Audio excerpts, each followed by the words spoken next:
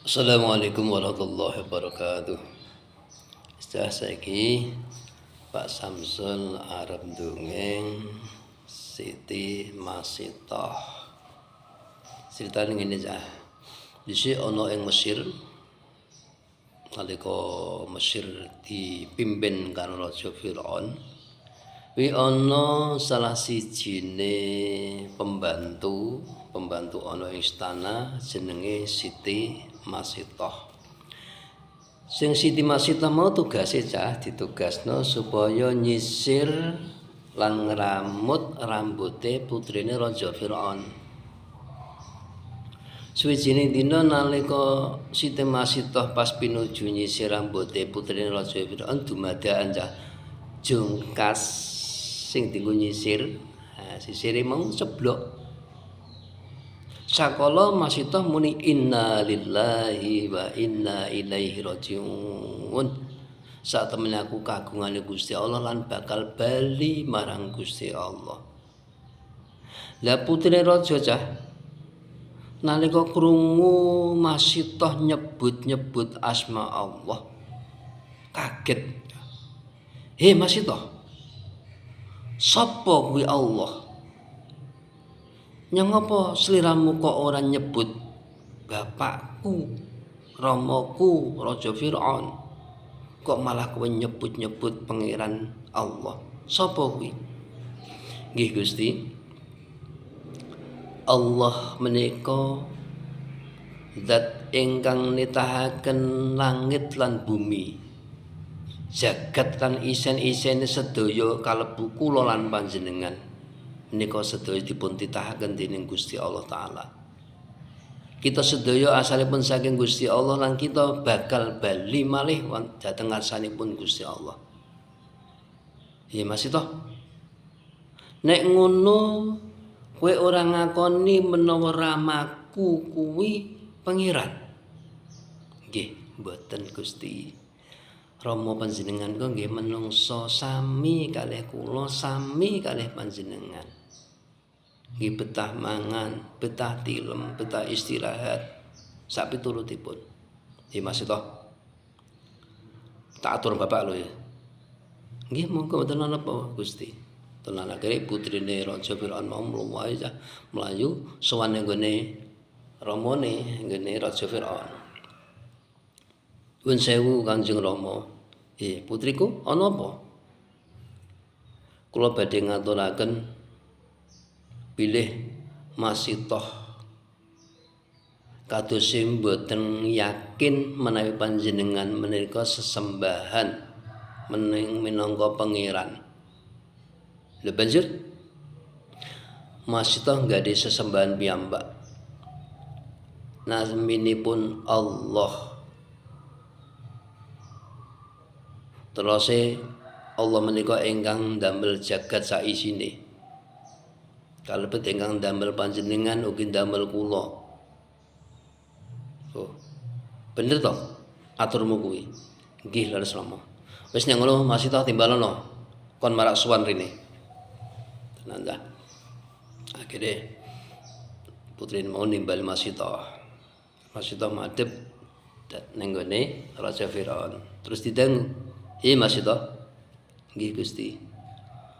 Apa bener ature putriku menawa kowe duweni sesembahan sakliyane aku?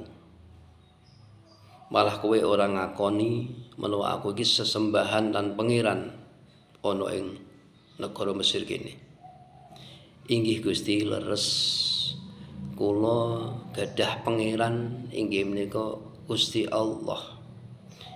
Ingkang kula yakini minangka zat ingkang nitahaken langit lan bumi, jagat saisenipun, ingkang nglakokaken srengenge, rembulan lan lintang. Menika Allah. Menika ingkang kula sembah lan kula benjing badhe wangsul wonten ing ngarsanipun Allah. Masitoh.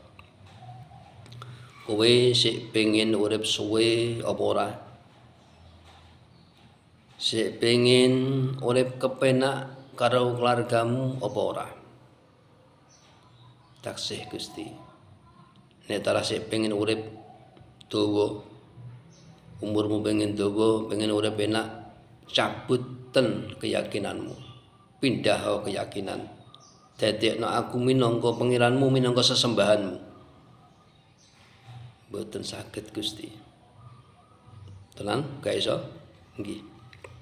Pengawal dalem Gusti.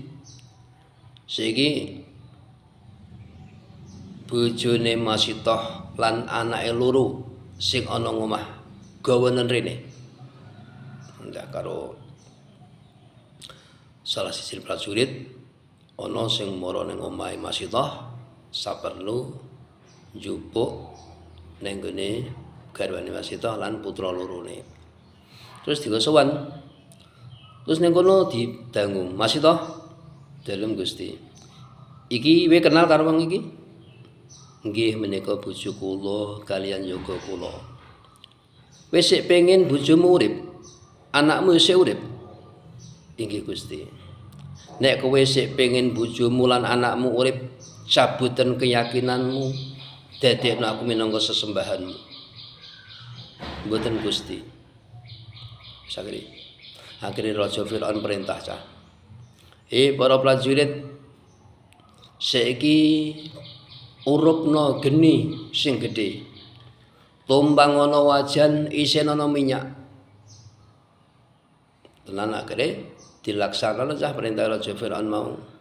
Jadi nata wajan ning gone pawon ning nggon pawonan sing gedhe terus ngurupna kayu. Akhire minyak mau umop. Banjur Masitoh garwa lan putra-putrane diarak nyedak ana ing panggonan kono cah. Masitoh dalem Gusti. Iki ana wajan sing isine minyak lagi umop. Kowe sik tetep bertahan manembah ning gone pangeranmu apa kowe gelem ngalih nyembah marang panjenengane ingsun. Nek kowe nyembah ning aku selamat, nanging nek kowe tetep mempertahanno keyakinanmu, bojomu bakal cemplungake ana ing wajan kono. Masitoh tetep bertahan cah. Akhire bojone Masitoh dicemplungno wajan cah. Begi cemplungno kaya lele digoreng kae cah klepak meninggal. Masitoh bojomu saiki wis mati. Saiki anakmu loro minangka pitakone.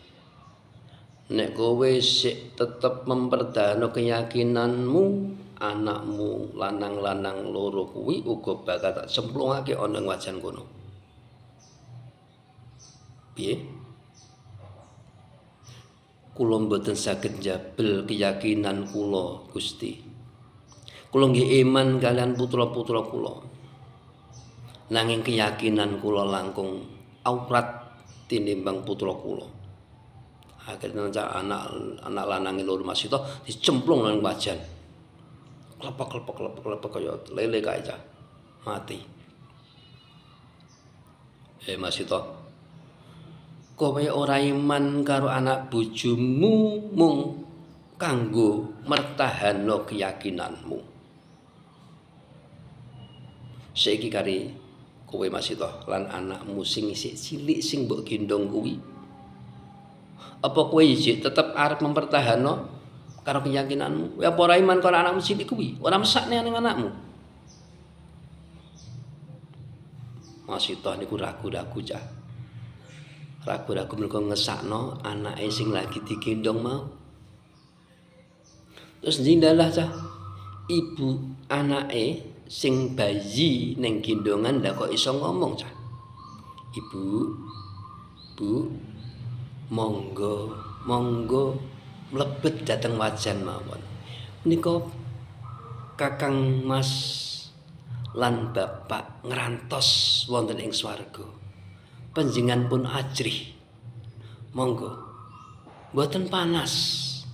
minyak ingkang umpama mboten panas temriko kula tingali bapak lan kakang mas kula nika mesam-mesem ngrantos kula lan panjenengan monggo enggal jegur sakala masita sah lan putrine jegur ana ing wajan kono lan melu seda kabeh. Siti Masitah mempertahankan keyakinane mempertahankan tauhidane la ilaha illallah sampai sak keluargane mati. Ora mung awake dhewe nanging garwane putra telu bahkan putra sing si bayi uga meninggal krana kanggo mempertahankan keyakinane. Kesah sakmono perlu kita mengerteni kisah-kisah iki muga-muga ana manfaate. Assalamualaikum warahmatullahi wabarakatuh.